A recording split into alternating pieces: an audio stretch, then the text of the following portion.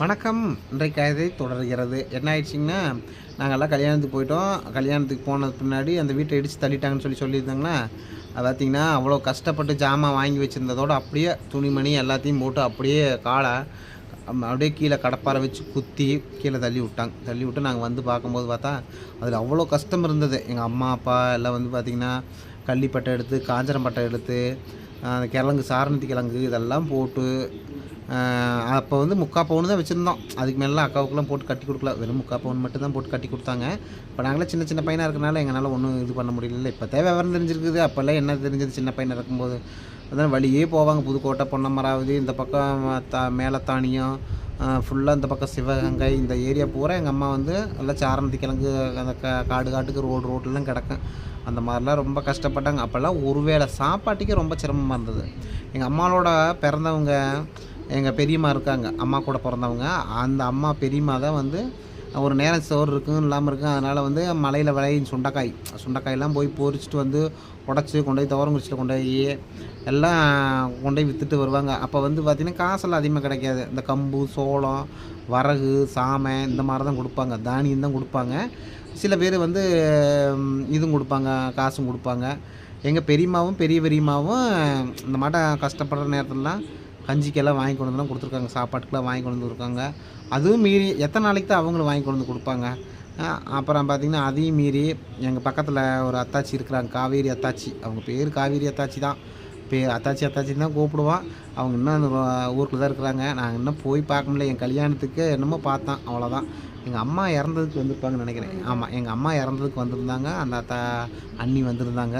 அவங்க தான் ஒரு நேரத்துக்கு அரிசிக்கு ஓட, அப்போல்லாம் ரேஷன் அரிசி தானே, ரேஷன் அரிசி அதிசயமாக இருக்கும். எங்கள் வீட்டில் எப்போவுமே சாமையும் சோளம் அது மட்டும்தான் இருக்கும். எங்கள் அக்கா தான் எல்லாம் குத்தி புடச்சி அக்கா தான் சாப்பாடு வைப்பாங்க. இப்போ வந்து பார்த்திங்கன்னா ஒரு நேரத்துக்கு ரேஷன் அரிசி வாங்க, அந்த ரேஷன் அரிசி ஒரு படி கொடுப்பாங்க.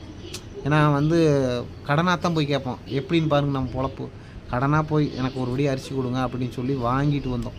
வாங்கிட்டு வந்துலாம் சாப்பிட்டு வாழ்ந்த காலங்கள்லாம் அதெல்லாம் வாழ்க்கையிலே மறக்க முடியாத ஒரு நினைவுகள். இன்னமும் மனசுக்குள்ளே அந்த இது இருக்குது.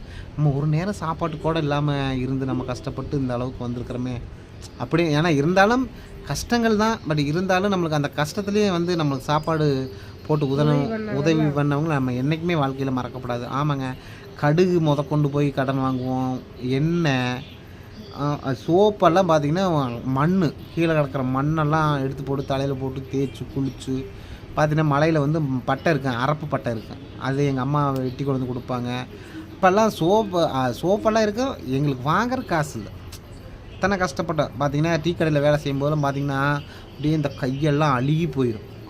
அப்படியே வெள்ளை வெள்ளையர்னு போய் இந்த கையெல்லாம் அவ்வளோ மோசமாக இருக்கும்.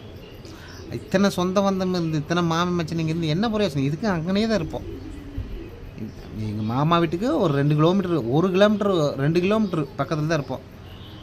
ஒருத்தரும் பார்க்க மாட்டாங்க. சரி போயிட்டு போது வா, நம்மளுக்கு ஒரு காலம் வராமையாக போயிடும் அப்படின்ட்டு சரின்ட்டு நாங்கள் அங்கேருந்து இங்கே வந்துவிட்டோம். எங்கள் ஊருக்கே, சொந்த ஊருக்கே வந்துட்டோம். அந்த வீட்டெல்லாம் இடித்து காலி பண்ணிட்டாங்க. அதுக்கு முன்னாடி எங்கள் ஊருக்கே வந்துட்டு அங்கே வந்து 1 வருஷம் என்னமோ இருந்து, 1 வருஷம் 1.5 வருஷம் இருந்திருப்போம். அதுக்கு மேலே இருக்க முடியலை. ஏன்னா எங்கள் அப்பாவுக்கு கொஞ்சம் உடல்நிலை சரியில்லாமல் போயிட்டார். அப்புறம் வேறு எங்கேயும் போகிறக்கில்ல. அப்புறம் எங்கள் அண்ணெல்லாம் இருந்தாங்க. அண்ணெல்லாம் வந்து இந்த ஊரில் வந்து தறி ஓட்டினாங்க. அண்ணன்னு வேலைக்கு போகலை, அவரு நின்றுட்டார். எங்கள் அண்ணன் பெரிய அண்ணன் தறி ஓட்டிக்கிட்டு இருந்தார். அதனால் சரி தறி ஓட்ட போகலாம், தம்பி தாட்டி விடுங்க, எனக்கு சாப்பாடு வைக்கிறக்கு ஆள் இல்லை அப்படின்னு சொல்லி எங்கள் அண்ணன் வந்து ஏற்கனவே எங்கள் சித்தப்பா வீட்டில் இருந்து தறி ஓட்டிக்கிட்டு இருந்தார். அந்த ஒரு கூத்து தனி கூத்து. அதில் இருந்தாலும் அது வேண்டாம், சொல்ல வேண்டாம். அதில் வந்து எங்கள் அண்ணன் வந்து என்ன சொல்லிட்டாரு, என்னால் சாப்பாடு தனியாக வச்சு சாப்பிட்டு என்னால் தறி ஓட்ட முடியாது, நீங்கள் வந்து தம்பி தாட்டி விடணும் அப்படின்னு சொன்னோன்னா தம்பி தாட்டி விட்டாங்க. எங்கள் அண்ணனை தாட்டி விட்டாங்க, நடனனை தாட்டி விட்டு அவனு வந்து சாப்பாடு வச்சு பழகிட்டு தறி ஓட்டி பழகிட்டு அப்புறம் கொஞ்சம் பெரிய பையன் ஆகிட்டாங்கல்ல. அவங்க 2 பேர் தறி ஓட்டினா நைட் ஷிஃப்ட்டு பகல் ஷிஃப்ட்டு தறி ஓட்டினாங்க. அதுக்கு பின்னாடி வந்து எங்கள் அப்பா வந்து கொஞ்சம் மைண்டு மாறின மாட்டம் ஆகிட்டார். அதுக்கு பின்னாடி என்னடா பண்ணுறது அப்படின்னு தெரியாமல் எங்கள் அம்மா மறுக்க வந்து எங்கள் மாமா வீட்டுக்கு என்ன தான் நடந்தாலும் பரவாயில்ல, சரி நம்ம பிறந்தவங்க போய் கேட்டு பார்ப்போம் அப்படின்னு வந்துன்னா அவரும் வந்து அப்போ கொஞ்சம் மைண்டு மாறிட்டாங்க. சரி பரவாயில்ல வா எங்கள் வீட்டுக்கு வாங்க அப்படின்னு எங்கள் மாமா கூட்டிகிட்டு வந்தார். அது யார், எங்கள் சின்ன மாமா கூப்பிட்டு வந்தார். கூப்பிட்டு வந்து நீ இங்கே இருக்க வேண்டாம், இருந்தாலும் சந்தைய பிரச்சனைதே, அப்பா இடம் பூர்வீக இடம் இருக்குது, நீ அதிலே சாலையை போட்டுக்க அப்படின்னாங்க எங்கள் மாமா வீட்டுக்கு பின்னாடி. அப்புறம் பார்த்திங்கன்னா ரொம்ப சிரமம், அப்பா இருக்க மாட்டேன்ட்டார், கொஞ்சம் கஷ்டம். அதனால் என்ன பண்ணிட்டேன், எங்கள் அண்ணன் நடனில் இருந்துட்டு நீங்கள் இங்கே இருக்க வேண்டாம், நீங்கள் கிளம்பி வாங்க அப்படின்ட்டு தைப்பொங்கலுக்கு மாட்டெல்லாம் குளிப்பாட்டிட்டு பொங்கல் அன்னைக்கு மாட்டை குளிப்பாட்டி அடுத்த வாரமே மாட்டெல்லாம் விற்றுட்டு ஒரே ஒரு மாடு மட்டும் செலிவிங்கிற ஒரு மாடை மட்டும் நாங்கள் பிடிச்சிட்டு அங்கேருந்து நாங்கள் வந்து இங்கே டைரெக்டாக வர முடியாது, இங்கே இடம் இல்லைல்ல, ஒருத்தவங்கள்ட்ட வேலை செய்கிறோம் அப்படின்னா வர முடியாதுல்ல அப்படின்ட்டு இடையக்கோட்டையில் வந்து நாரப்பநாயக்கம்பட்டியில் ஒரு ஆத்தா இருந்தாங்க. அந்த ஆத்தாலாம் இறந்துட்டாங்க. அந்த இடத்துல வந்து முதல்ல வந்து இறங்கி எப்படா ஒரே ஒரு மூட்டை துணிமணி சாமான்சட்டு ஒரே ஒரு மாடு அதோடு வந்துட்டு எங்கள் தாத்தா வீட்டுக்கு வந்து அங்கே ஒரு மாதமாக 2 மாதமாக இருப்போம். அங்கேயும் கொஞ்சம் மனசு கஷ்டம் வந்துச்சு, கொஞ்சம் கசகள் வந்துருச்சு. சரி இன்னும் இங்கேருந்து ஆகாது அப்படின்ட்டு எங்கள் அண்ணனே எங்கள் பெரிய அண்ணன் 2 பேர் சேர்ந்து இங்கே இருக்க வேண்டாம், நீ வா நம்ம வெள்ளை கோயிலுக்கே போயிடலாம் அப்படின்னு இங்கே வந்துட்டோங்க. இங்கே 2006க்கு வந்துட்டோம். இங்கே வந்து ஒரு 6 மாதமாக அந்த தறி ஓட்டுறவங்கள்ட்ட கேட்டுட்டு அங்கேயும் மாட்டெல்லாம் கட்டிக்கிட்டு அன்னாடும் காட்டுக்கு போயிட்டு வந்துக்கிட்டு இருந்தேன். காட்டு வேலைக்கு போயிட்டு இருந்தேன். அப்போ நான் 50 ரூபா சம்பளத்துக்கு வேலைக்கு வந்திருந்தேன். வேலைக்கு வந்துட்டு அப்புறம் அப்படியே ஓடிட்டு இருந்தேன். அப்புறம் அதுக்கு பின்னாடி தான் போய் சரிங்க மக்களே, நாளைக்கு பார்ப்போம். நாளைக்கு கொஞ்சத்தை சொல்கிறேன். டாடா.